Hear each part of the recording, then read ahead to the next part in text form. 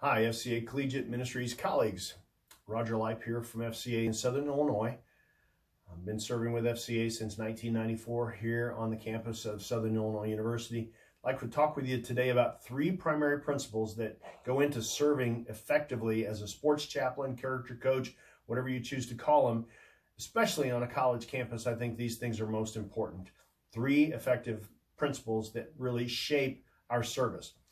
Those are relationships, attitude, presence. Relationships, attitude, presence. Let's think about them individually. Relationships are the foundational piece of all good ministry, and in particular in sport, how we choose to develop relationships and which ones are most important is really critical to think about. I suppose you're serving college football. Well, there's 100+ people running around there. That's just the players. The staff may be a dozen or more. So we have to think critically about which relationships are most important to develop and why and how to go about that. If you're working with a basketball team, it's much, much lesser. There are probably 13 or 14 players, maybe 4 or 5 coaches. It's a shorter set of things, and you've got a little more breadth there, but it's still an important thing to think about which relationships are most important. And I would say in the sporting context, you better get to know the head coach first and foremost. If he or she trusts you, everybody is in play. If they don't trust you, nobody, you're out. That relationship is preeminent because of that. One, they're the gatekeeper. Two, that person is also the one that gives you the greatest chance for continuity.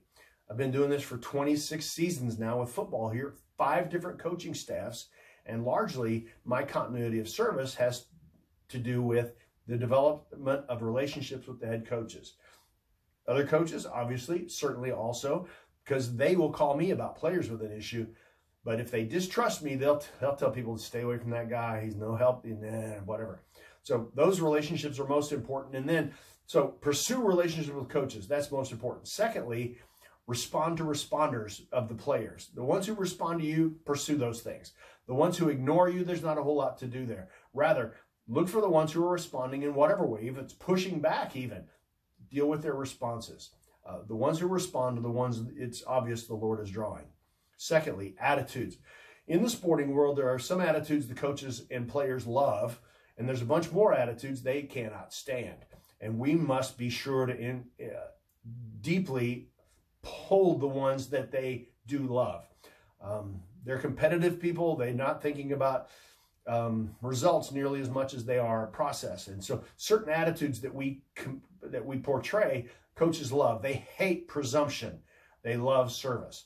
They love it when we show up to serve, and they hate it when we show up, hey, coach, I need some gear. Can you give me tickets to the game? That stuff they hate. That's what fans do. Let's do nothing fanish. Rather, let's think like coaches. Let's watch their attitudes. Let's portray a Christ-honoring attitude inside the sporting world, and that will win with everybody. Relationships, attitude, and thirdly, presence. This may be most key of the whole thing. You have no chance for ministry if you don't show up. Just show up. It feels often weak. It feels often awkward. It feels like, I don't know what I'm doing here. Show up. Your being present gives you a chance for ministry.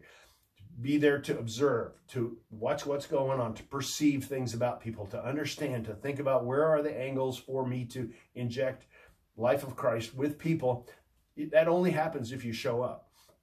Find out when are the best moments to be there.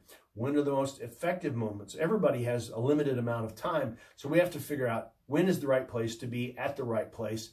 Then we can have greatest effect. Think about relationships, attitude, and presence. These things put the ball on the tee for you to hit it in terms of strategies, methods, resources, that sort of thing. If you don't get these 3 right, the other stuff doesn't really matter because you're going to miss widely.